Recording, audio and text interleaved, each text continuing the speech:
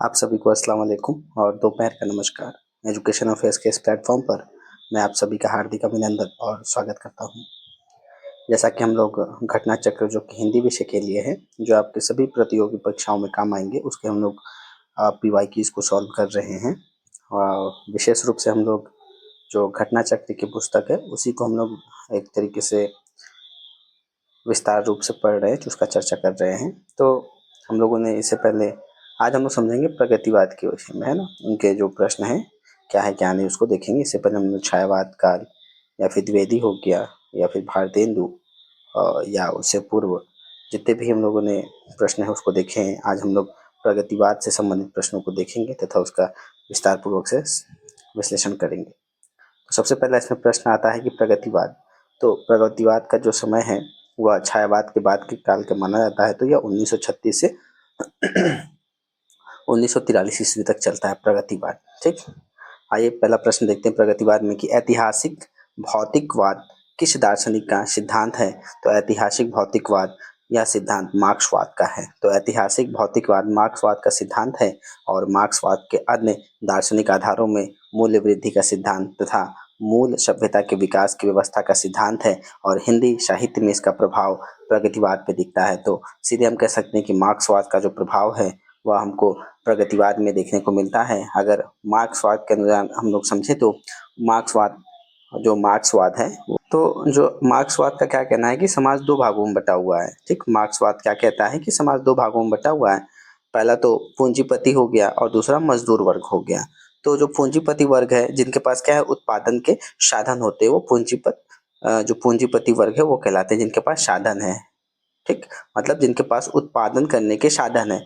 मान लीजिए आपको कपड़े बनाने हैं, तो कपड़े बनाने का जो उत्पाद होगा इनके पास होगा। ठीक, और मजदूर वर्ग क्या करते हैं जो अपनी मेहनत से जीवन यापन करते थे। तो यह दो प्रकार के समाज को बताते हैं। तो हिंदी साहित्य में जो मार्क्सवाद का प्रभाव है वह 1930 ईस्वी के दशक के बाद हमको देखने को मिल जाता है और इसी विचार से प्रभावित जो रचनाएं हैं उसमें शोषण हो गया, अन्याय हो गया, गरीबी हो गया, सामाजिक असमानता हो गया, इन सब मुद्दों को उजागर करने का काम किया गया है। और इनका क्या मुख्य उद्देश्य है कि समाज में परिवर्तन लाना और जो शोषित वर्ग है उनके लिए क्या करना, आवाज उठाना। तो एक तरीके से हम कह सकते हैं इसकी क्या मुख्य विशेषताएं हो सकती है मार्क्सवाद का कि जो सामाजिक यथार्थ पर जोर देना, कि समाज में जो हो रहा है उस पर जोर देना और उसी से संबंधित कविताओं को लिखना। दूसरा, गरीबों, मजदूरों और किसानों के जीवन का इसमें चित्रण करना है और सामंतवाद और पूंजीवाद का इसमें विरोध करना है। फिर क्रांति और सामाजिक न्याय का समर्थन करना है। तो एक प्रकार से मार्क्सवाद क्या कहता है कि इसमें दो वर्ग है, एक तो शोषण वर्ग है और दूसरा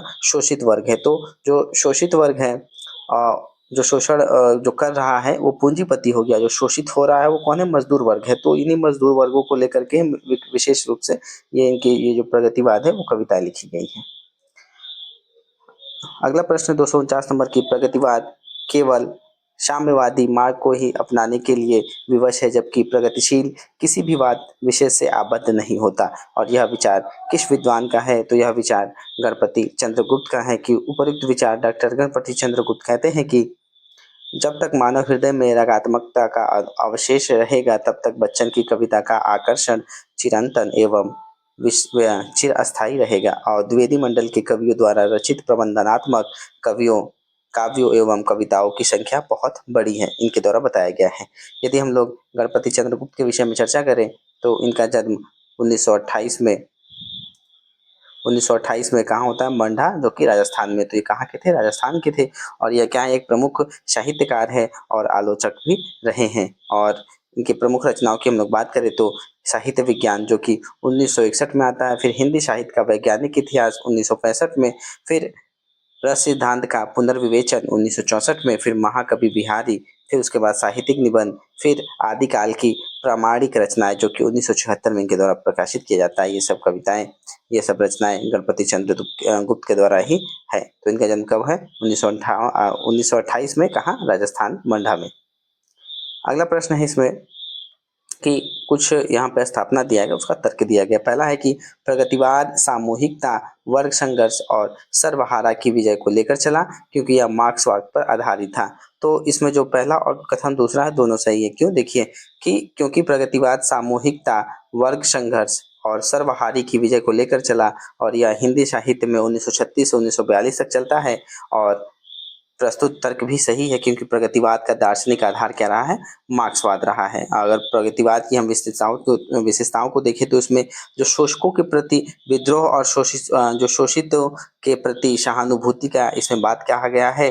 फिर इसमें सामाजिक यथार्थवाद हमको देखने को मिलता है, इसकी ये विशेषता है। और क्रांति का इसमें आह्वान किया जाता है, और इसमें परंपरा का विरोध किया जाता है, जैसे कि जो पुरानी रूढ़ियाँ हो गई, धार्मिक आडंबर है, या फिर जो भी ऐसे कुप्रथाएं हैं, तो इसके लिए क्या है, इनको इसके लिए क्रांति करने का आह्वान किया जा रहा है। और फिर इसमें जो परंपरा है उसका भी विरोध है, तथा जन सामान्य की भाषा का प्रयोग। इस धारा में क्या कहा गया है, कवियों ने और लेखकों ने क्या किया है, जो आम बोलचाल की भाषा है, एक तरीके से मातृभाषा, उसका प्रयोग करते हुए यहाँ तक लोगों तक अपनी पहुंच बनाते हैं। अगला प्रश्न 251, के निम्नलिखित में से कौन सा कवि आधंध आधंध्र प्रगतिवादी नहीं रहा है? तो इसमें से जो सभी क्या है, सभी के सभी प्रगतिवाद से संबंधित हैं, तो ये प्रश्न क्या है, गलत है। क्योंकि प्रगतिवाद कवियों में नागार्जुन भी आते हैं, रामविलास शर्मा, केदारनाथ अग्रवाल, त्रिलोचन वासुदेव सिंह, रामधारी सिंह दिनकर, शिवमंगल सिंह सुमन भी आते हैं, और नरेंद्र शर्मा, ये सब प्रगतिवादी के अंतर्गत ही आते हैं। 252 नंबर प्रश्न है कि हिंदी साहित्य में मार्क्सवादी चेतना की अभिव्यक्ति जिस काव्य धारा में देखने को मिलती है, उस धारा को कहा जाता है, तो उसको हम लोग प्रगतिवाद धारा कहते हैं, जिसमें मार्क्सवाद की विशेषताएं हमको देखने को मिलती हैं। तो वो किससे संबंधित है? प्रगतिवाद से संबंधित है। कि हिंदी साहित्य में मार्क्सवाद चेतना की अभिव्यक्ति प्रगतिवादी काव्य धारा को में देखने को मिलती है, और वस्तुतः प्रगतिवाद मार्क्सवाद का साहित्यिक संस्करण कहा जा सकता है। और प्रगतिवाद की विशेषताओं को देखें तो इसमें दार्शनिक आधार क्या है? मार्क्सवाद है, जहाँ पर समाज दो वर्गों में बटा हुआ है, जिसमें एक तो शोषित वर्ग है, और दूसरा एक तो शोषित वर्ग है जिसका शोषण हो रहा है, और एक दूसरा कौन है, जो शोषण कर रहा है। और मार्क्सवाद का जो प्रभाव है वह द्वंद्वात्मक भौतिकवाद है, ऐतिहासिक भौतिकवाद है, और मूल्य वृद्धि तथा निरंतर क्रांति का इसका सिद्धांत रहा है। और अंतर्राष्ट्रीय स्तर पर हम लोग प्रगतिशील लेखक का प्रथम जो अधिवेशन हुआ वह 1935 में पेरिस फ्रांस में होता है। ठीक, जो अंतर्राष्ट्रीय प्रगतिशील एक लेखक का जो आयोजन होता है वह 1935 में सबसे पहले पेरिस फ्रांस में होता है। उसी को फिर देखते देखते मुल्क राज आनंद तथा सज्जाद जाहिर क्या करते हैं, भारतीय प्रगतिशील लेखक संघ की स्थापना करते हैं। और इसका जो प्रथम अधिवेशन है वह 1936 में होता है, कहाँ पर? लखनऊ में। और इसकी अध्यक्षता प्रेमचंद जी करते हैं, ठीक, मुंशी प्रेमचंद जी। और प्रगतिवादी काव्य सृष्टि में वर्ग चेतना की प्रधानता है। प्रगतिशील लेखक संघ की स्थापना 1935 ईस्वी में हुई, और प्रगतिवादी के जन्म में मार्क्सवाद के अतिरिक्त छायावादी, रोमानियत एवं पलायनवादी प्रवृत्ति का भी योगदान रहा है, और प्रगतिवादी रूपवाद को अस्वीकार करता है। इन सब बातों को ध्यान रखेंगे। अगला 253 नंबर प्रश्न है कि प्रगतिवादी काव्य सृष्टि है, तो यह क्या है? वर्ग चेतना प्रधान। इसका क्या मतलब है कि सबसे पहले समझते हैं कि जो प्रगतिवादी इसकी शुरुआत कब होती है, तो 1936 में होती है। कहाँ पर? लखनऊ में। और कहाँ? लखनऊ में होती है, जहाँ पर प्रगतिशील लेखक संघ की जो पहली बैठक वह की जाती है मुंशी प्रेमचंद के द्वारा। अगर हम लोग वर्ग चेतना प्रभाव की बात करें तो वर्ग चेतना का क्या मतलब है कि प्रगतिवादी जो साहित्य में मुख्य रूप से जो समाज है वह विभिन्न वर्गों के बीच संघर्ष और उनकी चेतना को इसमें दर्शाया गया है। इसी को क्या कहते हैं? वर्ग चेतना। अलग अलग जो वर्ग है उनकी चेतना को, उनके जो भी समाज के संघर्ष रहे उसको यहाँ पे दर्शाना है। तो इसका सीधा संबंध किससे हम लोग जोड़ सकते हैं? मार्क्सवाद से जोड़ सकते हैं, जहाँ पे दो वर्ग है, एक तो शोषक वर्ग जो कि पूंजीपति या जमींदार या अमीर लोग हैं, और दूसरा क्या है? शोषित वर्ग। शोषित में कौन आ जाएगा? मजदूर वर्ग, जिनका शोषण हो रहा है। तो शोषक कौन होगा? जो शोषक करने वाले हैं, शोषित जिनका शोषण हो रहा है। तो अगला प्रश्न देखते हैं 254 नंबर कि द्वंद्वात्मक भौतिकवाद विकासवाद किस काव्यधारा से है? तो यह किस काव्यधारा का आधार है? तो प्रगतिवाद का है। तो अगर हम लोग द्वंद्वात्मक भौतिकवाद को समझे तो यह क्या है? मार्क्सवाद का एक प्रमुख दार्शनिक सिद्धांत है। कौन सा? द्वंद्वात्मक भौतिकवाद विकासवाद। तो इनको क्या कर सकते हैं? इनके दो हिस्सों में हम लोग इसको समझ सकते हैं। देखिए, सबसे पहले इसमें एक तो द्वंद्वात्मक है। तो द्वंद्वात्मक का क्या मतलब है कि हर चीज में दो विरोधी तत्व है। द्वंद्वात्मक मतलब कि जब लोग इसको समाज से भी जोड़ सकते हैं, जहाँ पे द्वंद्व समास होता है, जैसे कि माता पिता, भाई बहन। तो इस प्रकार से इसको समझने के लिए मैं बता रहा हूँ। तो इसका मतलब क्या है कि हर चीज में कहीं ना कहीं विरोधी है, और जिसे हम लोग वाद, थेसिस और प्रतिवाद कहते हैं। और इन विरोधी तत्वों के बीच क्या है? निरंतर संघर्ष होता रहता है। ये जो जो विरोधी चीज है ये एक दूसरे का विरोध करते हैं, तो संघर्ष होता है, जिससे क्या है? एक नई स्थिति या एक नया सिद्धांत जो संवाद है वह उत्पन्न होती है और यह प्रक्रिया क्या है, लगातार चलती रहती है और इसी के विकास इसका विकास होता रहता है। तो ये क्या है, द्वंद्वात्मक है। द्वंद्वात्मक का क्या मतलब हो गया कि जहाँ पर द्वंद्व की स्थिति बनी रहती है, एक एक मतलब कि मान लीजिए दो पर्सन है तो वो उसका विरोध कर रहा है, तो पहला पर्सन उसका कर रहा है, दूसरा पर्सन वो पहले वाले का कर रहा है, इस तरीके से। और यहाँ पे दूसरा है इसमें भौतिकवाद। तो भौतिकवाद का क्या मतलब है कि सृष्टि का जो मूल तत्व है वह कोई विचार या आत्मा नहीं है बल्कि पदार्थ है ना, मैटर है। और भौतिक परिस्थितियाँ जैसे कि आर्थिक व्यवस्था हो गया और उत्पादन के जो साधन है और समाज और मानवीय चेतना को क्या है इसमें निर्धारित किया जाता है। तो संक्षेप में हम क्या कह सकते हैं कि जो द्वंदात्मक भौतिकवाद विकासवाद है वह हम क्या मानता है कि समाज में होने वाली सभी परिवर्तन और विकास का मूल कारण क्या है, भौतिक या आर्थिक परिस्थितियों के बीच का संघर्ष है। और यह वर्ग क्या है, जो संघर्ष शोषक और शोषित को सामाजिक परिवर्तन का मुख्य चालक मानता है। अगला प्रश्न है कि प्रगतिवादी का आधार है, तो प्रगतिवादी का आधार कौन सा है, हम लोगों ने ऊपर देखा द्वंदात्मक भौतिकवाद। 256 नंबर प्रश्न है कि प्रगतिशील लेखक संघ किस स्तर की संस्था है, तो यह किस स्तर की संस्था है, तो प्रगतिशील जो लेखक संघ है या अंतर्राष्ट्रीय एक तरीके से अखिल भारतीय संस्था है, ठीक, जिसका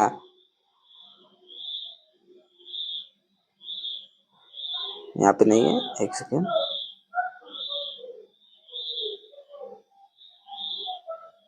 ठीक है, यहाँ थोड़ा सा ये पेज कट गया था, इस वजह से नहीं है, मैं समझाता हूँ कि प्रगति जो शील लेखक संघ है जिसे हम लोग प्रोग्रेसिव राइटर्स एसोसिएशन कहते हैं, तो यह अखिल भारतीय साहित्यिक और सांस्कृतिक संस्था है। इसका गठन कब होता है, तो 1936 में, और इसकी जो पहली अध्यक्षता है वह मुंशी प्रेमचंद के द्वारा की जाती है।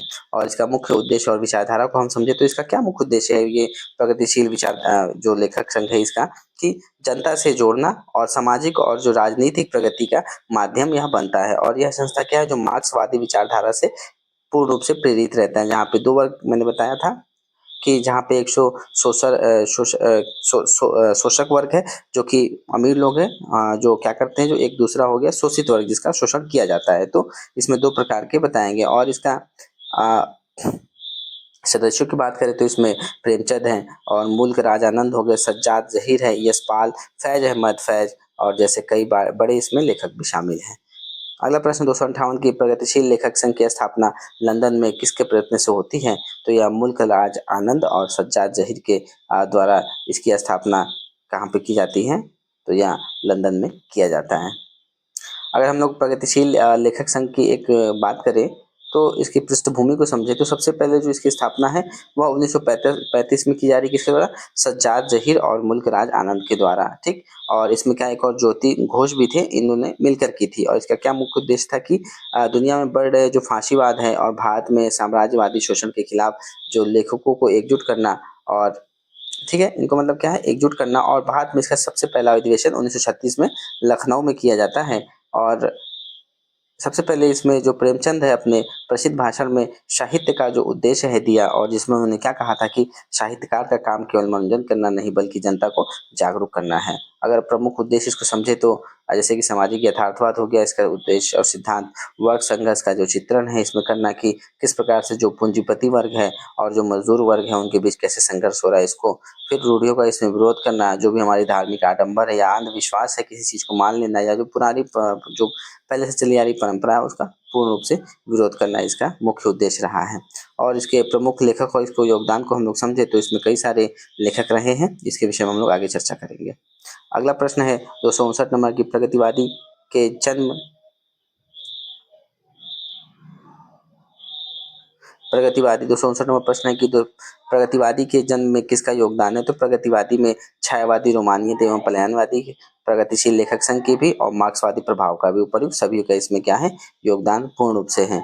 और प्रगतिवादी के जन्म के अगर रूप में हम लोग निम्नलिखित योगदान को अगर समझे तो इसमें सबसे पहले जो प्रगतिशील लेखक संघ की भी है, और उसके बाद इसमें बहुत सारे विचारक भी रहे हैं, और इसमें फांसीवाद का विरोध हुआ है। मतलब फांसीवाद का क्या मतलब है कि उस समय विश्व में जो है जर्मनी और इटली में फांसीवाद ताकतों का उदय हो रहा था, और प्रगतिशील लेखक संघ ने इन शक्तियों के विरोध और मानवतावादी मूल्यों के जो पक्ष है उसके खिलाफ आवाज उठाई थी। 260 नंबर प्रश्न है कि प्रगतिवादी के अंतर्गत कौन सा विचार अमान्य है, तो इसमें और जो रूपवाद है इसके विचार को नहीं मान्यता प्राप्त है। तो इसमें कौन कौन से चीजों को मान्यता प्राप्त है, तो यथार्थवाद हो गया, पदार्थवाद और समाजवाद, तो इन सब विचारों को इसमें सर्वश्रेष्ठता दी जाती है। और हम लोग और विचारों को समझे तो इसमें जो मार्क्सवाद विचारधारा है वो भी है। मार्क्सवाद का मतलब मैंने बताया, जहाँ एक पूंजीपति है जो कि शोषक है और दूसरा है मजदूर जो कि शोषित वर्ग है। फिर इसमें सामाजिक यथार्थवाद, जहाँ पर कल्पना या आदर्श के बजाय क्या यहाँ पे किया जाता है कि कठोर वास्तविकता जैसे गरीबी, शोषण और असमानता का इसमें चित्रण किया जाता है। फिर इसमें जो क्रांति है उसका समर्थन भी किया जा रहा है कि जो सामाजिक अन्याय है या फिर जो शोषण को खत्म करने के लिए क्रांतिकारी परिवर्तन क्या है हमारे लिए बहुत ही आवश्यक है। इसमें रूढ़ियों का विरोध भी हमको देखने को मिलता है। अगला प्रश्न है कि निम्नलिखित प्रवृत्तियों में से एक प्रगतिवादी की प्रवृत्ति नहीं है, तो इसमें से कौन सी नहीं है? तो धर्म, ईश्वर तथा व्यक्तिवाद में आस्था, ये बिल्कुल नहीं, क्योंकि प्रगतिवाद क्या है, जमीनी स्तर की बात करते हैं, जहाँ पे सामाजिकता का आग्रह हो गया और यहाँ पे शोषक वर्ग के प्रति सहानुभूति एवं शोषक के प्रति घृणा की बात की जाती है और जन सामान्य के प्रति लोक मंगल की कामना की जाती है। तो प्रगतिवादी के अगर अन्य प्रवृत्तियों को हम लोग समझे तो सामाजिक यथार्थवाद, क्रांति का आह्वान हो गया, रूढ़ियों का विरोध, जन सामान्य की भाषा और वर्ग चेतना। 262 नंबर प्रश्न है कि वैद्य मिश्र का अन्य नाम क्या है? या इसमें देखिए प्रश्न थोड़ा फट गया था, या मतलब कि पेज फटा हुआ है, बट मैं समझा देता हूँ। 262 नंबर प्रश्न है कि जो वैद्यनाथ मिश्र हैं उनका और क्या नाम है? तो इनका नाम क्या है? वैद्यनाथ मिश्र का नागार्जुन है। बाबा, देखिए यहाँ पे कि बाबा के नाम से जो प्रसिद्ध है वह वैद्यनाथ मिश्र। नागार्जुन का वास्तविक नाम क्या है? वैद्यनाथ मिश्र, जिनको हम लोग बाबा के नाम से भी एक प्रसिद्ध कवि मानते हैं। और नागार्जुन का जो वास्तविक नाम है वह क्या है? तो वैद्यनाथ मिश्र। और यह प्रगतिवादी विचारधारा के, तो ये कौन सी विचारधारा से संबंधित है? प्रगतिवादी से। और इनका जन्म 30 जून 1911 में मधुबनी, बिहार में होता है। तो ये कहाँ संबंधित है? वैद्यनाथ मिश्र बिहार में, बिहार से संबंधित है। 1911 में इनका जन्म होता है और कहाँ पे? तरौनी नामक गाँव में। और आधुनिक हिंदी काव्य और समृद्ध करने वाले नागार्जुन 1998 में क्या होती है? इनकी मृत्यु हो जाती है। कहाँ? दरभंगा, बिहार में।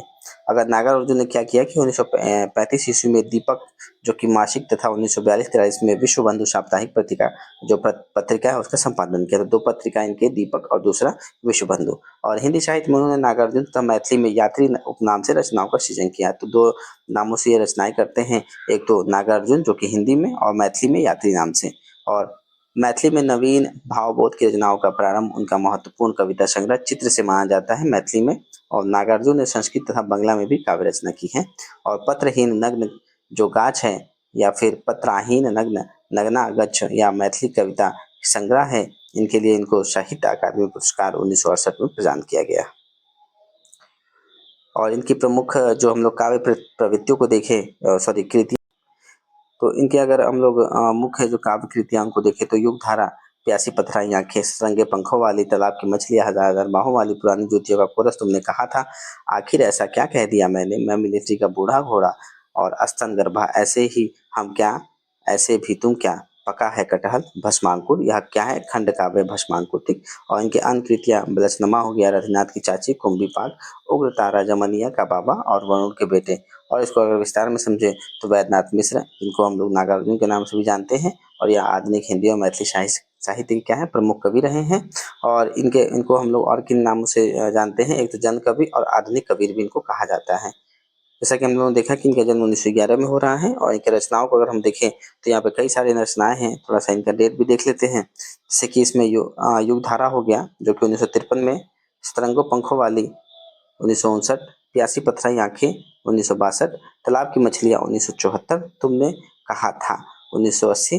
देखिए, तुमने कहा था ये नागार्जुन कहा, और उसने कहा था ये भी एक काव्य रचना है जो कि 1915 में लिखी जाती है। ठीक, इसको भी हम लोग समझेंगे, जिसमें लहना सिंह मुख्य नायक रहते हैं।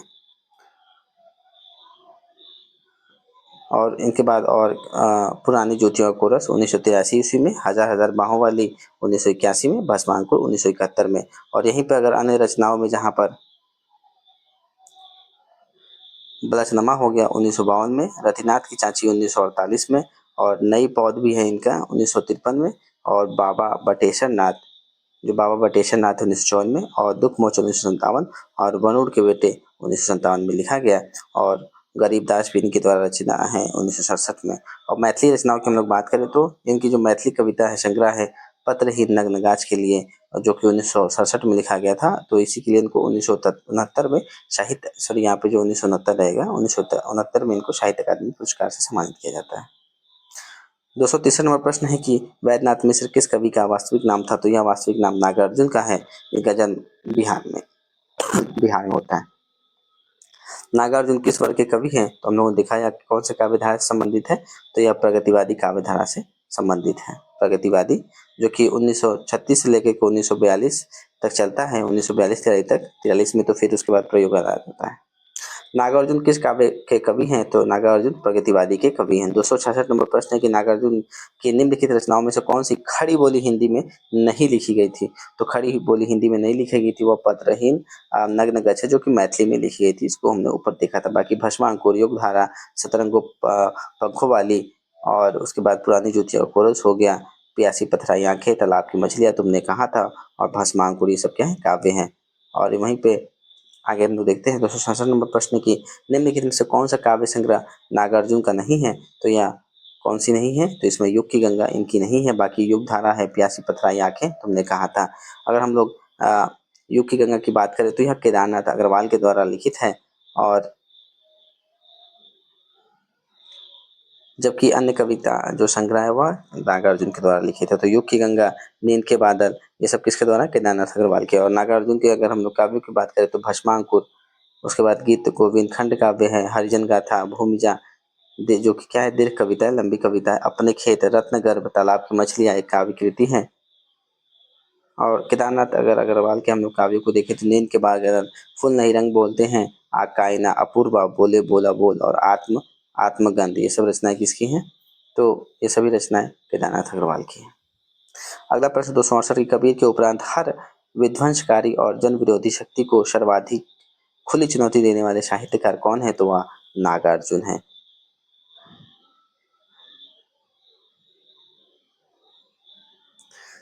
कि नागार्जुन ने अपने समाज में व्याप्त समस्या तथा बुराइयों को जितने ओजपूर्ण तरीके से उठाया है इन्होंने, और उतना शायद कबीर के अलावा किसी ने नहीं उठाया है। और नागार्जुन ने भ्रष्टाचार, अवसरवादिता जैसे सामाजिक कुरीतियों पर चोट की, राजनीति की गरिमा तथा लोकतंत्र के मायावी जाल को तार तार करते हुए उसके वास्तविक चेहरे के सामने लाते हैं, और पूंजीपति वर्ग के शोषण एवं अत्याचारों का विरोध करते हैं, तथा मजदूरों, किसानों एवं छात्रों के हित की बात को बड़े जोरदार ढंग से रखते हैं। और बाबा नागार्जुन एक सशक्त कवि होते हुए समाज सुधारक भी उसकी भूमिका निभाते हैं, और डॉक्टर नामवर सिंह उन्हें कबीर की परंपरा का कवि मानते हैं। ठीक, तो कौन मान रहे हैं ये? डॉक्टर नामवर सिंह।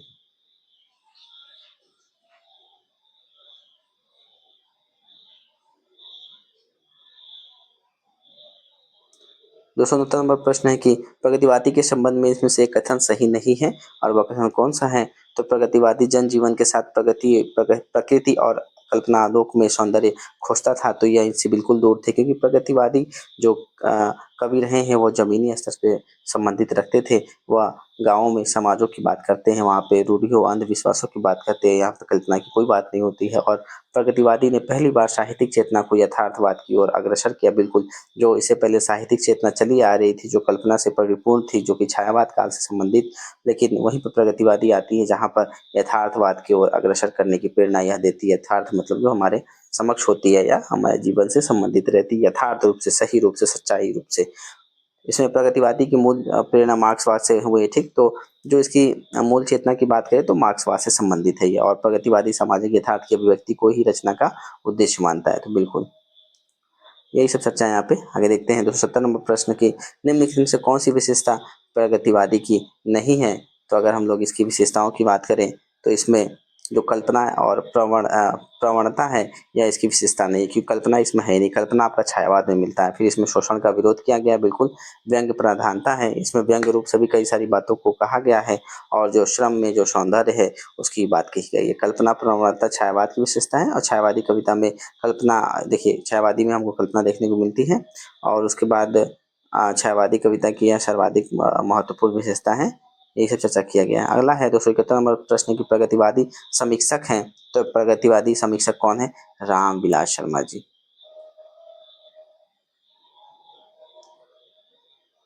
कि रामविलास शर्मा में प्रगतिवादी समीक्षा पद्धति के एक प्रमुख स्तंभ हैं। रहे हैं और आचार्य रामचंद्र शुक्ल के बाद डॉक्टर रामविलास शर्मा ही एक ऐसे आलोचक के रूप में स्थापित होते हैं जो भाषा साहित्य समाज को एक साथ रखकर मूल्यांकन करते हैं। उनकी आलोचना प्रक्रिया में केवल साहित्यिक ही नहीं होता बल्कि वे समाज, अर्थ, राजनीति, इतिहास को एक साथ लेकर साहित्य का मूल्यांकन करते हैं। और रामविलास शर्मा की समीक्षा कृतियों में अगर विशेष उल्लेखनीय की अगर उनके रचनाओं की हम बात करें तो प्रेमचंद उनका युग हो गया, निराला, भारतेंदु हरिश्चंद्र, प्रगति और परंपरा, भाषा साहित्य और संस्कृति, भाषा और समाज, निराला की साहित्य साधना, जिसका निराला की साहित्य साधना प्रखंड जो प्रथम खंड है यह 1969 में आती है। अगर हम लोग रामविलास शर्मा के विषय में थोड़ा सा चर्चा करते हैं तो रामविलास शर्मा, इनका जन्म 1912 में उत्तर प्रदेश के उन्नाव जिले में होता है और इनकी मृत्यु 2005 ईस्वी में होता है। और शिक्षा उन्होंने कहा लखनऊ वगैरह से पढ़ाई की थी। और इनके प्रमुख रचनाओं को देखें तो यहाँ पे हम लोगों ने देखा, थोड़ा सा इनके सन को भी समझते हैं तो प्रेमचंद और उनका युग 1952 में लिखते हैं। फिर निराला का जो साहित्य साधना है इसके 3 भाग आते हैं। पहला भाग यहाँ पे दिया गया 1969 में और दूसरा भाग 1972, फिर तीसरा भाग 1976। तो एक तरीके से हम लोग इसको याद कर सकते हैं, ठीक है। और उसके बाद महावीर प्रसाद द्विवेदी और हिंदी नवजागरण 1977 में, आचार्य रामचंद्र शुक्ल और हिंदी आलोचना 1983 में आता है। और इतिहास और भाषा विज्ञान से संबंधित अगर इनके पुस्तकों को देखें तो भारतीय सांस्कृतिक और हिंदी प्रवेश 1986 ईस्वी में लिखा जाता है। बाद में अंग्रेजी राज और मार्क्सवाद यह 1982 ईस्वी में लिखा जाता है।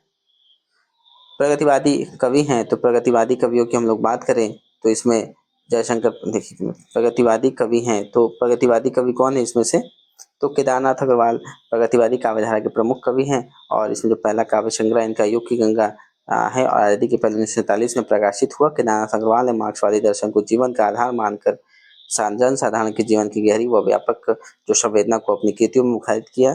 और केदारनाथ अग्रवाल ने अन्य प्रमुख जो कविता संग्रह है उनके फूल नहीं रंग बोलते हैं, फूल नहीं रंग मिलते हैं, रंग बोलते हैं, गुल मेहंदी, हे मेरी तुम, बोले बोला बोल, जमुन जल तुम, कहीं केदार खरी खरी मार प्यार की थापे, ये सब आदि किसी रचनाएं केदारनाथ अग्रवाल की। और यहाँ पे देखिए जो ऑप्शन है इसमें 2 ऑप्शन सही हैं, इस वजह से ये आंसर गलत हो गया क्योंकि इसका ऑप्शन थोड़ा गलत है क्योंकि इसमें गजानन माधव मुक्तिबोध भी इसी से संबंधित है और केदारनाथ अग्रवाल भी इसी से संबंधित है। फूल नहीं रंग बोलते हैं, फूल नहीं रंग बोलते हैं, इसके रचनाकार कौन है, तो हम लोगों ने देखा था इनके रचनाकार केदारनाथ अग्रवाल हैं। दूसरा 276वां प्रश्न है कि जमुल जल तुम काव्य के रचनाकार कौन है, तो इसके भी रचनाकार केदारनाथ अग्रवाल जी हैं। और केदारनाथ अग्रवाल जी के बारे में अगर हम लोग समझे तो यहाँ क्या है, उन्हें केन का कवि भी कहा जाता है क्योंकि उन्होंने बुंदेलखंड की केन नदी और वहाँ की प्रकृति का अपनी कविताओं में बहुत ही सुंदर चित्रण किया है। तो केदारनाथ को केन का कवि भी कहा जाता है, इसको याद रखेंगे। क से केदारनाथ और क से केन, केन के कवि। केन का मतलब क्या है, केन एक नदी है जो कि बुंदेलखंड मध्य प्रदेश में पाया जाता है। तो उनकी जो वहाँ की प्रकृति, आसपास की जो विशेषताएं हैं नेचर का, उन्होंने इसका वर्णन अच्छे से किया हुआ है।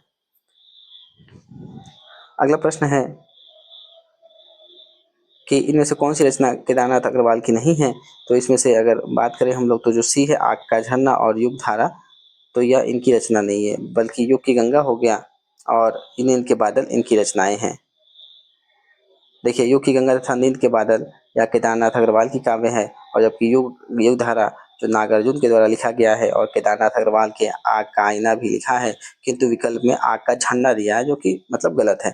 और केदारनाथ के विषय में हम लोग समझे तो इनका जन्म 1911 में उत्तर प्रदेश के बांदा जिले में होता है। 1911 में उत्तर प्रदेश के बांदा जिले में किसका, केदारनाथ अग्रवाल जी का। और उनका मृत्यु कब होता है, 1911 में जन्म हो रहा है और 2000 ईस्वी में इनका बांदा में ही मृत्यु हो जाता है। और प्रमुख रचनाओं की बात करें तो हम लोगों ने अभी देखा युग की गंगा जो कि 1947 में लिखा जाता है।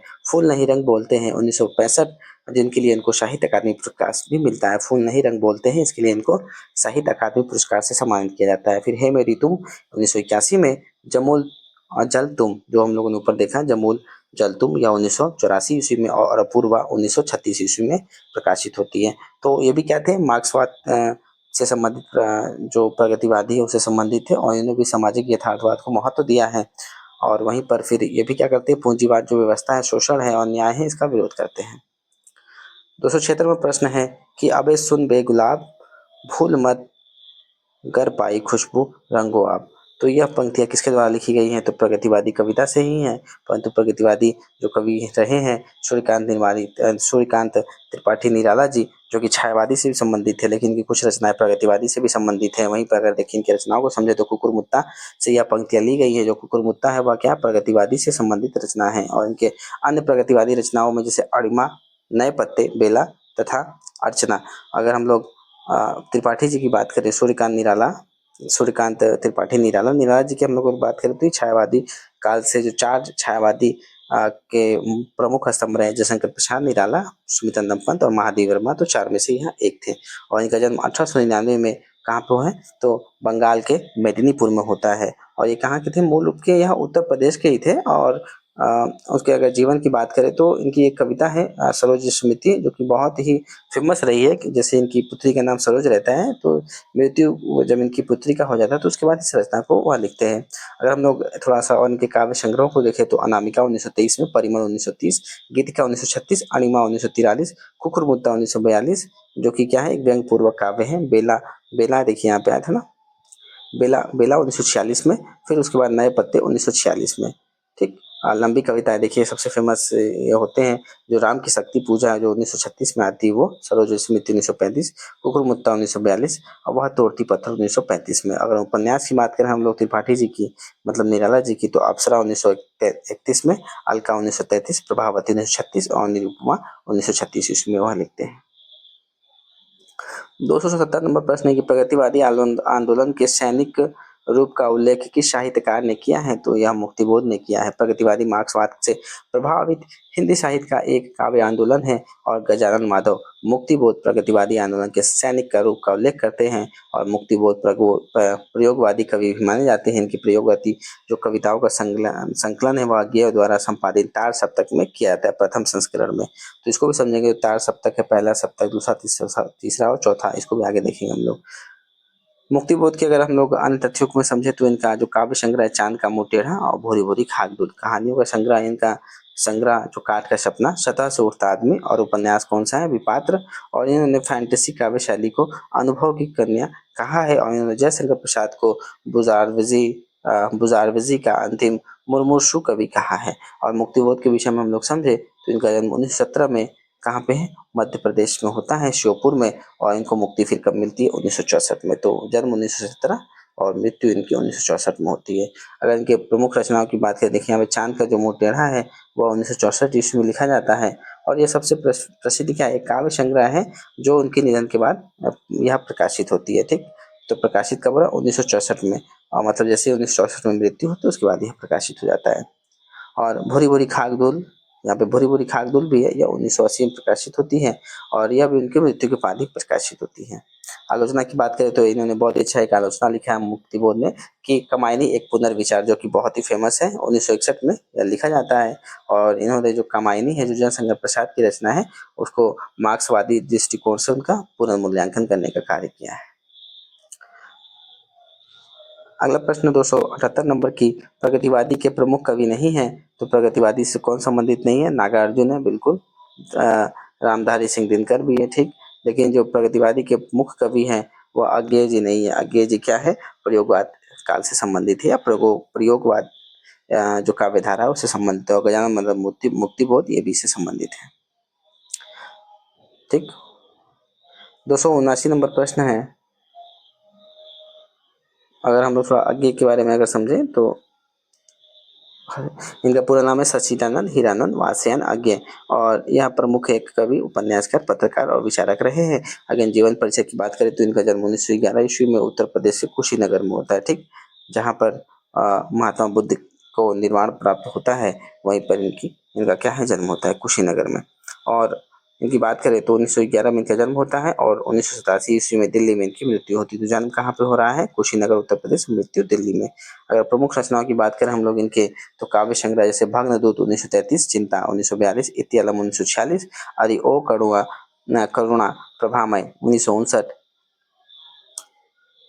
आंगन के पार द्वार 1961, जो आंगन के पार द्वार लिखा है इन्होंने 1961 में, इसके लिए इनको साहित्य अकादमी पुरस्कार से सम्मानित किया जाता है। फिर उसके बाद कितनी नावों में कितनी बार, तो यह इनको 1967 यह लिखा गया, इसके लिए इनको ज्ञानपीठ पुरस्कार मिलता है। तो इनको आंगन के गेय जी को आंगन के पार जो द्वार है उसके लिए साहित्य अकादमी पुरस्कार, और कितनी नावों में कितनी बार उनके लिए ज्ञानपीठ पुरस्कार। अगला इनकी रचना क्योंकि मैं उसे जानता हूँ 1969 में, सागर मुद्रा 1970 में, महावृक्ष के नीचे 1977 में। उपन्यास की बात करें तो शेखर एक जीवनी, इसके 2 भाग है, पहला भाग 1941 में, दूसरा भाग 1940 में। नदी के द्वीप इन्होंने लिखा उपन्यास 1952 में, और तीसरा उपन्यास अपने अपने अजनबी 1961 में। तो उपन्यास इन्होंने लमसम कब लिखे हैं, लेकिन कविताएं बहुत ज्यादा लिखी हैं।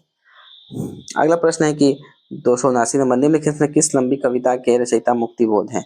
तो इसमें जो लंबी कविता उनकी है वह अंधेरे में, ठीक, इसको पढ़िएगा, बहुत ही अच्छी कविता है, बट रहस्यवाद एक तरह से कविता है, मतलब बहुत इसे समझने पे कई सारे एक ही वर्ड के बहुत सारे इसमें मीनिंग हो सकते हैं, वो आपके समझने पे डिपेंड करता है।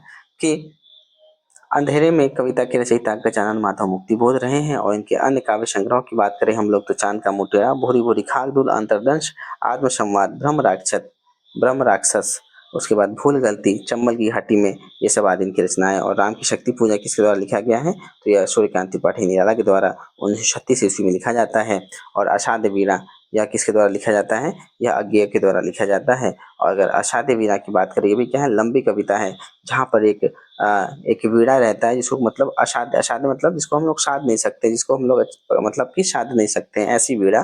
तो ऐसी वीणा को कौन साधता है? तो एक केश कमली नामक व्यक्ति रहता है, जो कि अपने आप को एक तरीके से कह सकते हैं कि लौकिक से अलौकिक दुनिया में जा करके उसमें संबंध स्थापित करके फिर उसके बाद इसको साध लेते हैं। अन्य तथ्य इसमें देखिए, मुक्तिबोध का पूरा नाम क्या है? गजानन माधव मुक्तिबोध। और इनका जन्म कहाँ होता है? मध्य प्रदेश में गजानन माधव मुक्तिबोध का जन्म होता है एमपी में, और 1917 में जन्म होता है, और मुक्ति इनको 1964 में मिलता है। और अंधेरे में कविता की लंबी व्याख्या करते हुए अस्मिता की खोज की यहाँ बात उठाते हैं। चांद का मुंह टेढ़ा है, रचयिता कौन है? तो चांद का मुंह टेढ़ा है, इसके रचयिता गजानन माधव मुक्तिबोध है। अगला 279 नंबर प्रश्न है कि निम्नलिखित से किस लंबी कविता के रचयिता मुक्तिबोध है? तो ये अंधेरे में है ना, अंधेरे में जो कविता है इसके यह रचनाकार है। सॉरी, रिपीट हो गया। चांद का मुंह टेढ़ा का रचयिता मुक्तिबोध है। भूल गलती कविता, ठीक है, भूल गलती जो कविता है इसके रचयिता कौन है? तो इसकी भी रचयिता मुक्तिबोध है। अगर हम लोग भूल गलती की बात करें तो यह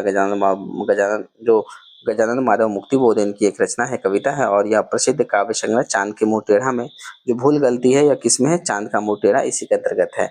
और यह एक लंबी क्या है? प्रतीकात्मक कविता है, जिसमें कवि के भीतर चल रहे जो आत्म संघर्ष है और जो अपराध का जो बोध है, जो उसको गिल्ट फील हो रहा है, उसका इसमें चित्रण किया गया है। और भूल गलती अगर इस कविता की बात करें तो इसमें गहन मनोवैज्ञानिकता हमको देखने को मिलती है, क्योंकि यह कविता मनुष्य के भीतर के डर, अपराध बोध और नैतिक प्रश्न को गहराई से देखता है। वहीं पर यह जो प्रतीकात्मकता है इसमें देखने को मिलता है, इसमें से भूल गलती, शहर, दुर्ग जैसे प्रतीकों का क्या किया गया, इसमें इस्तेमाल किया है। तो इसमें सामाजिक चेतना की बात की जाती है। अगला इसमें 282 नंबर प्रश्न है कि अंधेरा में कविता किसने लिखी है? तो गजानन माधव मुक्तिबोध ने लिखी है। और अंधेरे में अगर बात करें तो यह बहुत ही लंबी और महत्वपूर्ण कविता है, जो कि किसके अंतर्गत आता है? ये भी चांद का जो मुंह टेढ़ा है इसी काव्य संग्रह के अंतर्गत अंधेरे में जो कविता है यह है। अगर इसकी मुख्य विशेषताओं की बात करें तो इसमें गहन मनोवैज्ञानिकता है, राजनीति और सामाजिक व्यंग है, और भ्रष्टाचार, जो राजनीतिक पतन और सत्ता के इसमें क्रूर चेहरे देखने को मिलते हैं, और तीसरा प्रतीकात्मकता और जटिलता भी हमको देखने को मिलता है। 283 नंबर प्रश्न है कि कमायनी एक पुनर्विचार कृति का प्रकाशन किस वर्ष हुआ? तो इस कृति का प्रकाशन 1961 में होता है। ठीक, कमायनी एक पुनर्विचार जो कि गजानन माधव मुक्तिबोध के द्वारा ही लिखा जाता है, और इसका प्रकाशन 1961 में होता है। और इन्होंने कमायनी को एक फैंटेसी काव्य माना है। अगर मुक्तिबोध की अगर हम लोग और आलोचना ग्रंथ की बात करें तो नई कविता का आत्मसंघर्ष तथा अन्य निबंध 1964 में, नए साहित्य का सौंदर्य शास्त्र 1971 में, और इनके कहानी संग्रह कौन सा है? काठ का सपना। और एक डायरी भी है, एक साहित्य की डायरी, और काव्य संग्रह चांद का मुंह टेढ़ा। ठीक, इसी के अंतर्गत बहुत सारी कविताएं हैं। अगर हम लोग कमायनी पुनर्विचार की बात करें तो प्रसिद्ध आलोचक और कवि जो गजानन माधव मुक्तिबोध इनके द्वारा यह लिखा जाता है, और यह कोई कविता नहीं है। ठीक, कमायनी एक पुनर्विचार कोई कविता नहीं, बल्कि इसमें क्या है, जो हिंदी साहित्य की एक काव्य है कामायनी, जो कि जयशंकर प्रसाद के द्वारा लिखा गया, उसी का एक गहन अध्ययन है। उसी का गहन अध्ययन करके जो गजानन माधव मुक्तिबोध अपने विचारों को प्रस्तुत करते हैं। ठीक है। अगला प्रश्न है, कामायनी पुनर्विचार नामक आलोचना के ग्रंथकार कौन है? 284 नंबर प्रश्न है। तो अभी हम लोगों ने देखा इसके कौन है रचनाकार, तो गजानन माधव मुक्तिबोध है। गजानन माधव मुक्तिबोध की रचना चांद का मुंह टेढ़ा है में कौन सी कविताएं संकलित नहीं है? तो अगर हम लोग बात करें तो इसमें कौन सी कविता नहीं संकलित है, तो जो जन्मदिन की धूप है इसमें संकलित नहीं है, बल्कि एक स्वप्न गाथा, स्वप्न कथा, भूल गलती और ब्रह्माक्षर इसी के अंतर्गत सम्मिलित है। जो जन्मदिन की धूप में कविता चांद के मुंह टेढ़ा में काव्य संग्रह में संकलित ये नहीं है, और चांद के मुंह टेढ़ा है काव्य संकलन में संकलित। इसमें देखिए चांद का जो मुंह टेढ़ा है इसमें कौन कौन सी कविताएं हैं, तो मुझे पुकारती हुई पुकार, एक भूतपूर्व विद्रोही का आत्मकथन, एक अंतरकथा, अंतःकरण का आयतन, मुझे कदम कदम पर, मेरे लोग, ब्रह्म राक्षस, भूल गलती, अंधेरे में, ठीक, इसको इम्पोर्टेंट है, और दिमागी गुहांधकार का ओरांग उटांग, और चकमक की चिंगारियां, और एक स्वप्न कथा। तो ये सब किसके अंतर्गत है? तो यह चांद का जो मुंह टेढ़ा है काव्य संग्रह मतलब जिसमें बहुत सारे काव्यों का संग्रह होता है। तो यह किसके अंतर्गत है? तो चांद का मुंह टेढ़ा है उसी के अंतर्गत यह आता है।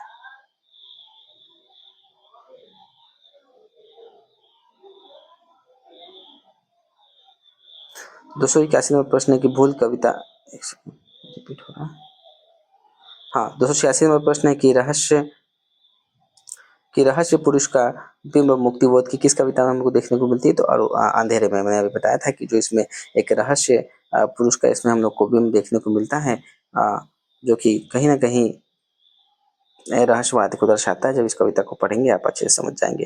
तो ये कविताओं में क्या फैंटेसी है, अर्थात एक मतलब जादुई कथा में आधुनिक जीवन अनुभव की अभिव्यक्ति हमको देखने को मिलती है।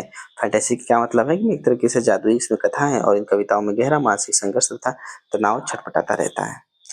287 नंबर प्रश्न है कि मुक्तिबोध की किस पुस्तक को प्रतिबंधित किया गया था, बैन किया गया था, एक तरीके से बंद किया गया था? तो इनका जो पुस्तक है भारत इतिहास और संस्कृति, इसको बैन किया गया था, प्रतिबंधित किया गया था।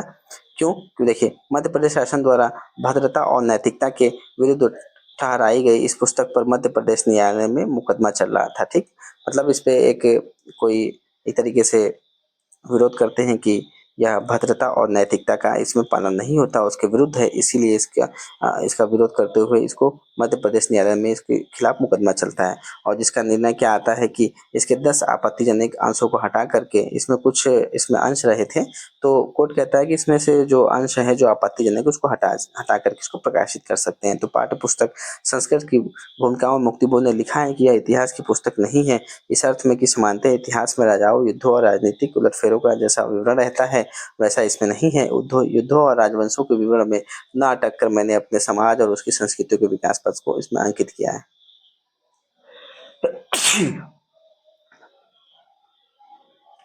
देखिए, प्रतिबंध का क्या कहना रहा है, जो भारत इतिहास और संस्कृति है जो कि मुक्तिबोध के द्वारा लिखा हुआ है, तो यह पुस्तक 1962 में सबसे पहले प्रकाशित होती है, और इसमें जो तत्कालीन राज्य सरकार है इसे अनैतिकता और अभद्रता के आधार पर इसको प्रतिबंधित करता है। ठीक, इस पुस्तक पर प्रतिबंध लगाने के मुख्य कारण इसमें दिए गए जो इतिहासों के विचार हैं और जो जनसंघ है और या अन्य जो इसमें संगठन है उसके द्वारा इसमें विरोध करना है। देखिए, मुक्तिबोध ने क्या किया कि इस पुस्तक में इतिहास को मार्क्सवादी दृष्टिकोण से प्रस्तुत किया, क्योंकि ये जो मार्क्सवादी दृष्टिकोण उससे यह प्रभावित रहे हैं, और उन्होंने जो राजाओं हैं और राजवंशों के विवरण से हटकर भारतीय समाज और उसकी संस्कृति के विकास पथ को वैज्ञानिकता और प्रगतिशील नजरिए से देखा। एक तरीके से जो राजा महाराजा रहे उससे हटा करके समाज से जोड़ने का काम किया है। तो इस प्रतिबंध में जो मुक्तिबोध का गहरा आघात इनको लगता है, क्योंकि वह पुस्तक क्या है, एक आर्थिक संकट से निकलने के लिए एक रास्ता दिखाती है।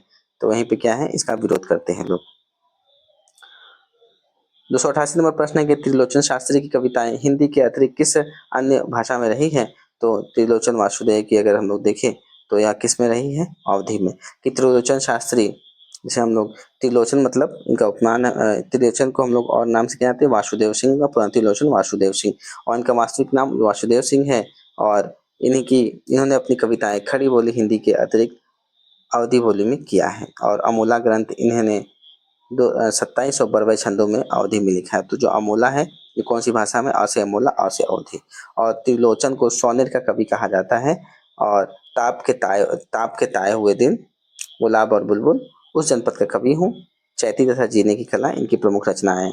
और वहीं पे हम लोग त्रिलोचन वासुदेव सिंह की अगर बात करें तो इनको अवध का किसान, ठीक है, इनको अवध का किसान, धरती का कवि भी कहा जाता है, क्योंकि इनके रचनाओं में ग्रामीण जीवन और वहाँ के लोगों का यथार्थ चित्रण देखने को मिलता है। और त्रिलोचन वासुदेव सिंह का जन्म 1917 में उत्तर प्रदेश के सुल्तानपुर में होता है और मृत्यु 2007 दिल्ली में होता है। और योगदान मतलब इनका किसमें? सोनेट में। सोनेट मतलब एक तरीके से अंग्रेजी एक छंद होता है ना, जिस प्रकार से छंद हिंदी छंद, उसी प्रकार से जो सोनेट है इंग्लिश का, वो इसमें योगदान इनका ज्यादा रहा है। लमसम इन्होंने क्या 550 से भी ज्यादा सोनेट की रचनाएं की। अगर इनकी रचनाओं की बात करें हम लोग, जैसे कि अलग अलग रचनाओं की, तो धरती 1945 किसकी? वासुदेव, हम लोग त्रिलोचन वासुदेव सिंह की जो रचना है, त्रिलोचन वासुदेव सिंह की रचना की बात करें, धरती 1945 में लिखा। गुलाब और बुलबुल 1956, ताप के ताए हुए दिन, ताप के ताए हुए दिन 1980 में, उस जनपद का कवि हूँ 1981 में, तुम्हें सौंपता हूँ 1985 में, अमोला, ठीक, यहाँ पे अमोला जो कि अवधि में है, और अमोला यह लिखा जाता है 1990 में। आज इसमें ग्रामीण जो जीवन का, इसमें मिठास और उसका पीड़ा हमको देखने को मिलता है। तो मैं सौंपता हूँ किसकी काव्य रचना है? तो यह काव्य रचना भी त्रिलोचन जी का है, कि तुम्हें सौंपता हूँ प्रगतिवादी कवि त्रिलोचन सिंह का काव्य संग्रह व कविता भी है। और इन्होंने सोनेट का कवि इनको कहा जाता है, अवध का किसान भी कहा जाता है। अवध का किसान का कवि कौन इनको कहता है? मुक्ति बोध के द्वारा इनको कहा गया है। और त्रिलोचन इनका वास्तविक नाम है वासुदेव सिंह। काव्य संग्रह धरती, अमोल, जीने की कला, अर्धान, आन कहानी भी कुछ कहनी है, उस जनपद का कवि हूँ, दिगंत, गुलाब और बुलबुल इत्यादि। कहानी संग्रह कौन सा इनका? देशकाल। और डायरी इनका रोज नामचा।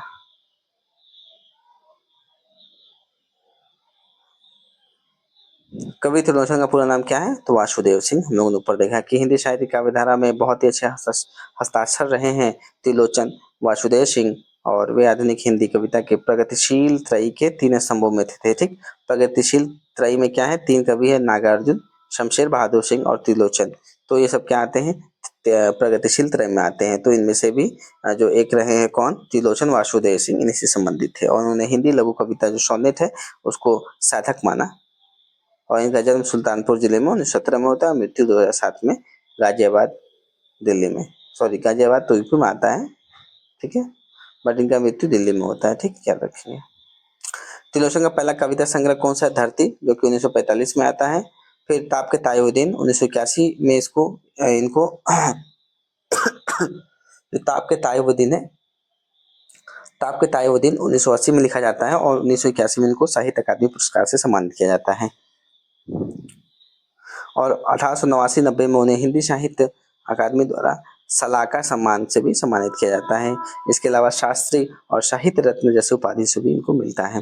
फिर रचना की हम लोग बात करें, धरती 1945 में, गुलाब और बुलबुल 1956, दिगंत 1957, शब्द 1980, उस जनपद का कवि 1981, अर्घान 1983-84, तुम्हें सौंपता 1985, चैती 1987 में लिखा गया। मैं उस जनपद का कवि हूँ, मैं उस जनपद का कवि हूँ, यह रचना किसके द्वारा लिखा गया है? तो यह त्रिलोचन वासुदेव के द्वारा लिखा गया है, जो कि 1981 में प्रकाशित होती है, ठीक। मैं उस जनपद का कवि हूँ 1981 में। और अगर इनकी मुख्य विशेषताओं को समझे हम लोग, मैं उस जनपद का कवि हूँ का, तो इसमें क्या है? जो जनपदीय जीवन है उसका चित्रण किया गया है, साधारण भाषा का प्रयोग है, यथार्थवादी इसमें दृष्टिकोण देखने को मिलता है, और प्रगतिवादी चिंतन इसमें हम लोग को देखने को मिलता है, क्योंकि सब क्या है? प्रगतिवादी से संबंधित कवि ही रहे हैं। उर्वशी का काव्य रूप क्या है? तो अगर इसे काव्य रूप की हम लोग बात करें तो उर्वशी का काव्य रूप देखिए यहाँ पे, जो उर्वशी है वह रामधारी सिंह दिनकर द्वारा रचित 5 अंकों की रचना है, जिसे गीति नाट्य कहा काव्य भी कहा जाता है। कुछ आलोचक इसे महाकाव्य भी कहते हैं, हालांकि इसे प्रबंध काव्य के अंतर्गत रखा जाता है। और उर्वशी शीर्षक से अन्य रचनाएं बहुत लोगों ने किया, जयशंकर प्रसाद की भी है, जो कि चंपू काव्य है, गद्य पद्य जिसमें मिश्रित रहती है। जिस रचना में गद्य भी हो पद्य भी हो, चंपू काव्य कहलाता है। तो जो उर्वशी की रचना जयशंकर प्रसाद ने भी की है, और उर्वशी को गीति नाट्य भी कहा जाता है। और दीर्घन की प्रबंध काव्य की हम बात करें तो प्रणभंग खंड काव्य, कुरुक्षेत्र, उर्वशी एक महाकाव्य, रश्मि रथी, उर्वशी पर दिनकर जी को ज्ञानपीठ पुरस्कार मिलता है।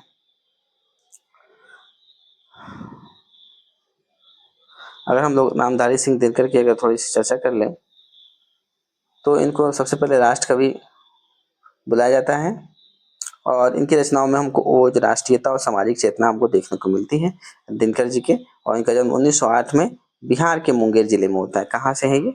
बिहार के मुंगेर जिले से। और 1908 में जन्म होता है और 1974 में इनकी मृत्यु होती है तमिलनाडु में। अगर प्रमुख रचनाओं की बात करें तो रेणुका 1935, हुंकार 1938, रसवंती 1939, कुरुक्षेत्र 1946, रश्मि रथी 1952, उर्वशी 1961 में और जिसके लिए इनको ज्ञानपीठ पुरस्कार मिलता है। परशुराम की प्रतिज्ञा 1961 में। और गत रचनाओं भी इन्होंने लिखी है। संस्कृति के 4 अध्याय 1956 में। और इस पुस्तक में क्या है, संस्कृति के 4 अध्याय संस्कृति से संबंधित है और इनके लिए इनको साहित्य अकादमी पुरस्कार मिला है। और अर्धनारीश्वर 1952 में लिखा गया है इनके द्वारा गद्य रचना, जो कि क्या है, निबंधों का एक संग्रह है। निम्नलिखित में से दिनकर की काव्य रचना नहीं है, तो इनमें से कौन सी रचना जो रामधारी सिंह दिनकर उनकी नहीं है? तो त्रिधारा इनकी नहीं है। हुंकार है, हुंकार 1938 में आता है। कुरुक्षेत्र है 1946 में। और उर्वशी जो कि 1961 में लिखा गया था, इसके लिए इनको ज्ञानपीठ पुरस्कार मिला हुआ है, ज्ञानपीठ पुरस्कार मिला हुआ है। ठीक, तो ये सब रचनाएं इनकी हैं। देखिए, त्रिधारा जो रचना है वह सुभद्रा कुमारी चौहान की रचना है।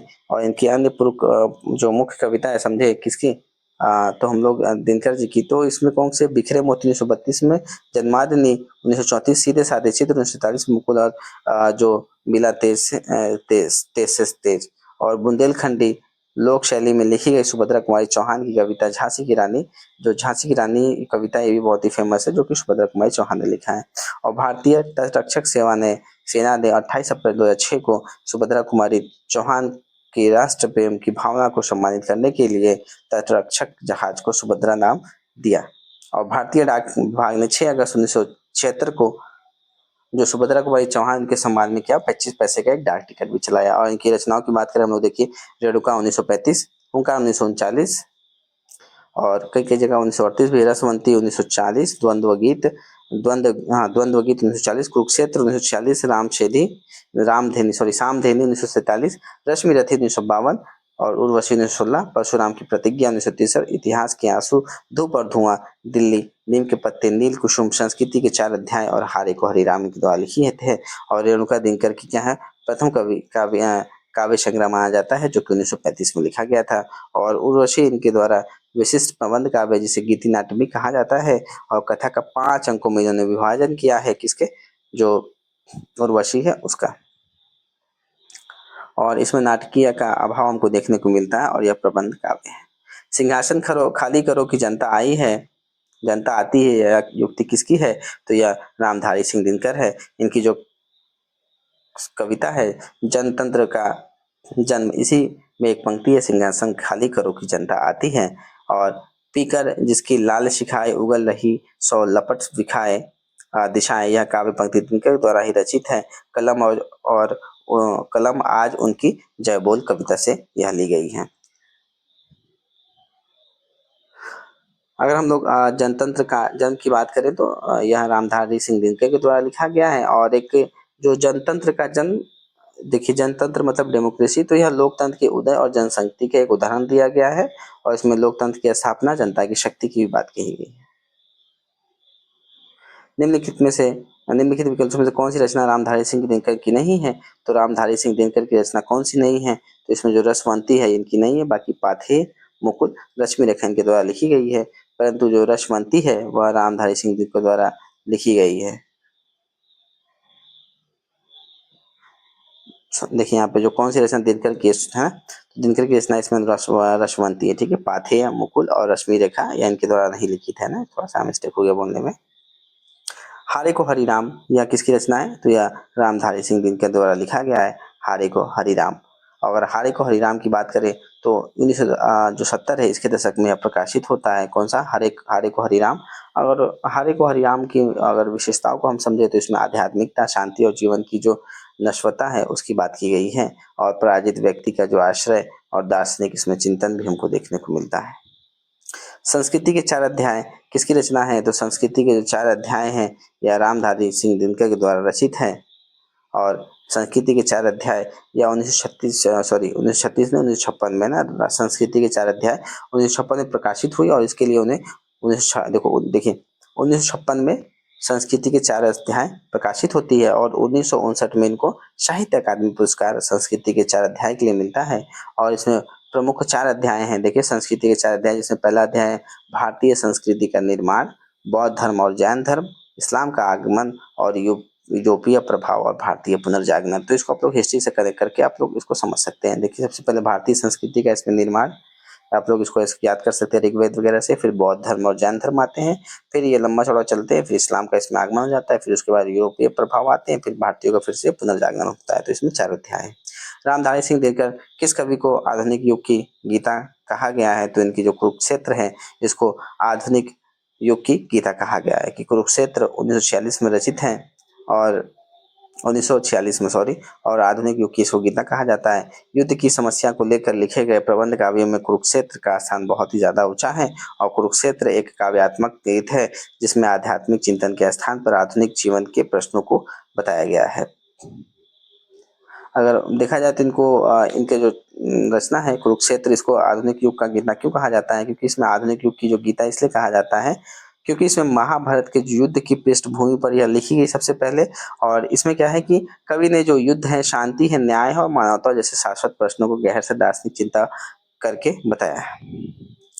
अगला प्रश्न है कि रामधारी सिंह दिनकर की काव्य कृति कौन सी है? तो इनकी कौन सी है काव्य जो हम लोगों ने ऊपर देखा, यह कुरुक्षेत्र इन्हीं की है। आधार्य का कवि किसे कहा जाता है? तो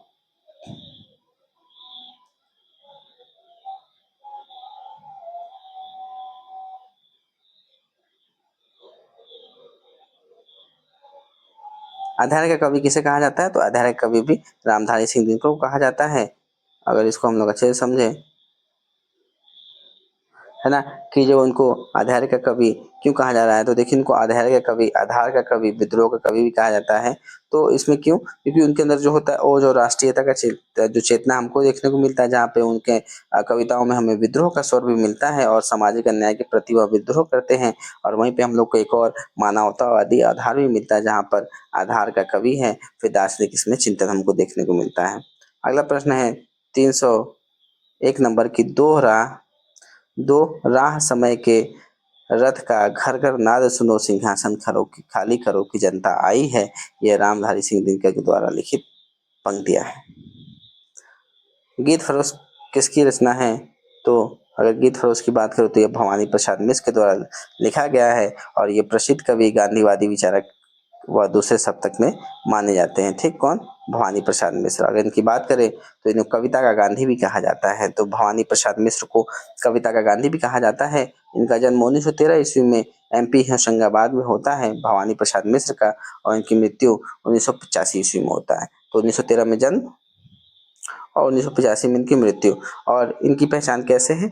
यह दूसरे सप्तक में आते हैं। दूसरा सप्तक कब है? 1951 में। और पहला सप्तक इसको हम लोग प्रयोगवाद में समझेंगे, बट जब प्रयोगवाद आता है तो यह कई 4 सप्तकों में होता है। पहला सप्तक 1943, दूसरा सप्तक 1900, सप्तक का मतलब 7 है ना। तो इसमें क्या है, 7 कवियों को डिवाइड करके रखा गया है एक तरीके से प्रयोगवाद में। इसको आगे हम लोग अच्छे से डिटेल में समझेंगे। और अगर हम लोग भवानी प्रसाद मिश्र के अगर काव्यों की बात करें, रचनाओं की बात करें, तो सबसे पहले यहाँ पे देखा हम लोगों ने गीत फरोश इनकी रचना। इनकी रचना गीत फरोश जो कि 1956 ईस्वी में लिखी गई। चकित है दुख 1968 में, बुनी हुई रस्सी 1971 में, खुशबू के शिलालेख 1973 में और त्रिकाल संध्या 1985 में, जो कि भवानी प्रसाद मिश्र के द्वारा लिखा गया। 330 नंबर प्रश्न है 303 की बाल कृष्ण शर्मा नवीन का सर्वप्रथम प्रकाशित काव्य संग्रह है। तो सबसे पहले इन्होंने कुमकुम को प्रकाशित किया था। 1930 कवि रूप में यशस्वी हो चुके थे, परंतु जो पहला कविता संग्रह कुमकुम है 1936 ईस्वी में प्रकाशित हुआ। और इस गीत संग्रह का मूल जो स्वर है वह यौवन के पहले उद्दाम, प्रणय या वेग एवं प्रखर राष्ट्रीयता का इसमें देखने को मिलता है। अगर अन्य रचनाओं की हम लोग बात करें तो किसकी, बालकृष्ण शर्मा नवीन की, तो रश्मि रेखा 1951, आप पलक 1951 और क्वाशी काव्य संग्रह है। और 1931 में गणेश शंकर विद्यार्थी की मृत्यु के पश्चात कई वर्षों तक वे प्रताप पत्र के प्रधान संपादक के रूप में भी कार्य करते हैं और हिंदी की राष्ट्रीय काव्य धारा को आगे बढ़ाने वाली पत्रिका प्रभा का संपादक भी इन्होंने किया है, बालकृष्ण शर्मा नवीन ने। तो अगर इनके बालकृष्ण शर्मा नवीन की बात करें हम लोग तो 1800 97 ईस्वी में इनका जन्म होता है मध्य प्रदेश के शाजापुर में। ठीक, तो कहाँ हो रहा है? मध्य प्रदेश के शाजापुर में 1897 ईस्वी में, और 1960 में इनका मृत्यु हो जाता है। अगर प्रमुख रचनाओं की बात करें, सबसे पहले यहाँ पर हम लोगों ने देखा कुमकुम। कुमकुम कब लिखा जाता है? 1936 में। फिर आता है आपलक 1951 में, रश्मि रेखा 1951, विनोबा अस्तवन 1956, उर्मिला भी लिखा जाता है इनके द्वारा 1957 में। हम विस्पाई जन्म के, इसको याद रखेंगे, जो बालकी शर्मा की नवीन की रचना है। हम विस्पाई जन्म के 1964 में, और कुआशी 1951 में लिखा जाता है भवानी प्रसाद मिश्र के द्वारा। सॉरी, भवानी प्रसाद मिश्र नहीं, बाल कृष्ण शर्मा नवीन। 304 नंबर प्रश्न है कि निम्नलिखित में से कौन सा काव्य संग्रह नरेंद्र शर्मा का नहीं है? तो अपराजिता यहाँ नरेंद्र शर्मा का नहीं है। कर्म फूल, शूल फूल तथा प्रवासी के गीत काव्य संग्रह के रचयिता प्रगतिवादी कवि नरेंद्र शर्मा का है, जबकि अपराजिता काव्य संग्रह के रचयिता कौन है? रमेश्वर शुक्ल। अंचल है और अपराजिता चतुर्सेन शास्त्री कृत उपन्यास और शिवानी कृत काव्य कहानी संग्रह है। देखिए नरेंद्र शर्मा, इनका काव्य संग्रह रक्त चंदन, प्यासा निर्झर, पलाशवन, मिट्टी और फूल, द्रौपदी, अग्निशस्य, मनोकामनी, हंसमाला, सुवर्णा और बहुत रात हो गए। और कहानी संग्रह इनकी कौन सी? कड़वी मीठी बातें। अगर हम लोग पंडित नरेंद्र शर्मा की अगर बात करें तो इनका जन्म 1913 ईस्वी में कहाँ पे? उत्तर प्रदेश के बुलंदशहर में होता है, और 1989 ईस्वी में मुंबई में इनका निधन होता है। तो 1913 से लेकर 1989 तक इनका जो समय है वो चलता है। और नरेंद्र शर्मा अभ्युदय पत्रिका के संपादक रहे हैं। नरेंद्र शर्मा किसके रहे हैं? तो अभ्युदय पत्रिका के संपादक रहे हैं, और उन्होंने विविध भारती की जो स्थापना है उसमें महत्वपूर्ण भूमिका निभाई। कौन सी? विविध भारती की। अगर रचनाओं की बात करें तो प्रभात फेरी इनकी रचना है। प्रभात फेरी 1938 में, प्रवासी की गीत 1939, पलाशवन 1939, द्रौपदी 1960, और उत्तर जय 1965, और सुवर्णा 1971 में इनके द्वारा लिखा गया। 305 नंबर प्रश्न है कि नवीन नवगीत दशक 1, 2, 3 का संपादक कौन है? तो शंभुनाथ सिंह है। शंभुनाथ योगेंद्र दत्त शर्मा की प्रतिभा से प्रभावित होकर डॉक्टर शंभुनाथ सिंह ने नवगीत दशक योजना में उन्होंने प्रमुख कवि के रूप में संकलित किया। उनके द्वारा संपादित नवगीत दशक 1, 2, 3 है। तो यह संपादित किसके द्वारा संपादन है? शंभुनाथ सिंह के द्वारा। और इसका क्या उद्देश्य है कि नवगीत दशक का संपादन नवगीत नामक साहित्यिक आंदोलन को एक संगठित रूप देने और उसे स्थापित करने के उद्देश्य से किया गया था। और इस संकलन में 3 अलग अलग खंड है, और उस समय में नए कवियों की रचनाओं को शामिल किया गया, और जिन्होंने गीत विधा को नए सिरे से प्रभाषित किया, है ना। ठीक है, यहाँ पे जो प्रगतिवाद है समाप्त होता है। हम लोग अगले वीडियो में प्रयोगात को अच्छे से समझेंगे और उसका विश्लेषण करेंगे। आई होप ये वीडियो बहुत ही हेल्पफुल रहा होगा। कोई डाउट सजेशन है ज़रूर बताना मुझे, और बहुत बहुत धन्यवाद। और चैनल को सब्सक्राइब लाइक ज़रूर कर दो ताकि मैं और भी ऐसे वीडियो बनाऊँ। Thank you so much.